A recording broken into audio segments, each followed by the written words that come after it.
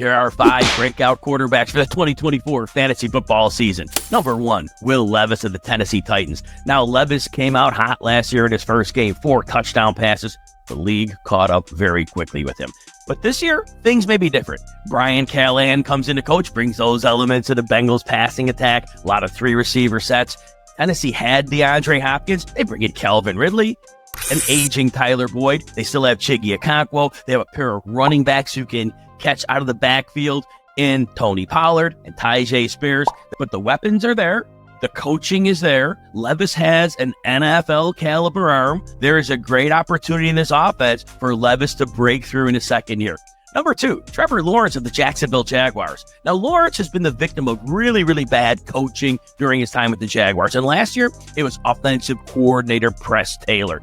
Taylor simply was predictable, too many deep shots, didn't help his quarterback by giving him easy solutions. But if Doug Peterson does not get this team on track this year, odds are the whole coaching staff is gone. Peterson is likely going to have to take over play calling. If that happens, wheels up on Trevor Lawrence. Because last year, Lawrence only had 6 games where he threw more than 1 touchdown pass. Crazy. Now, why am I optimistic? There's still talent there. We know Calvin Ridley goes, but they draft Brian Thomas, and they have Christian Kirk, they have Evan Ingram, so there are weapons in place.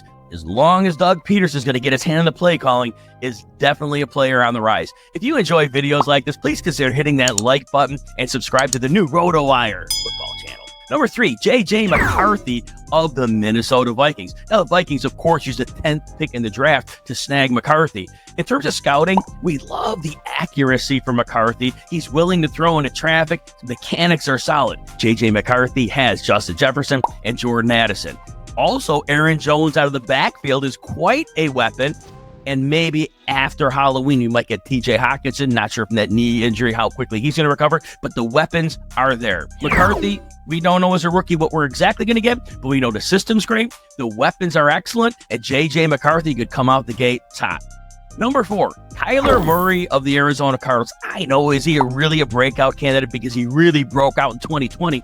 But since then, he really hasn't been a fantasy star. New situation. Last year, he didn't have a good receiver. Murray was back. Marquise Brown was not a factor due to injury after week 13. Tight end Trey McBride was the leading receiver in that offense. This year, Marvin Harrison's there. Michael Wilson, who started the season playing well, ended the last 2 games of the season playing well, and then McBride. The trio of receivers will be solid. Now, Murray, even with last year's poor weapons, between 19.5 and 26 fantasy points in 7 of his 8 games. So he definitely can perform at that high level, and with increased weapons, we could see a top 5 quarterback this year. Number 5, Caleb Williams of the Chicago Bears. Yes, the first pick in the 2024 draft. So obviously, we know there are a lot of expected of Caleb Williams, but he has an excellent arm.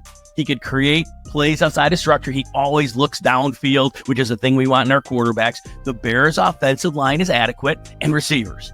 DJ Moore, superstar. Keenan Allen, aging, but gets separation like very few in the league. Rome Odunze comes in as a rookie with an amazing skill set. You even have Cole Kmet at tight end, who's a very good receiver. Shane Waldron, the offensive coordinator. Remember, he got that career year out of Geno Smith 2 years ago and got Smith to play decently last year. So it's a good coaching situation as well. Look, Williams in a spot that puts him in position to be a successful fantasy starter in year 1.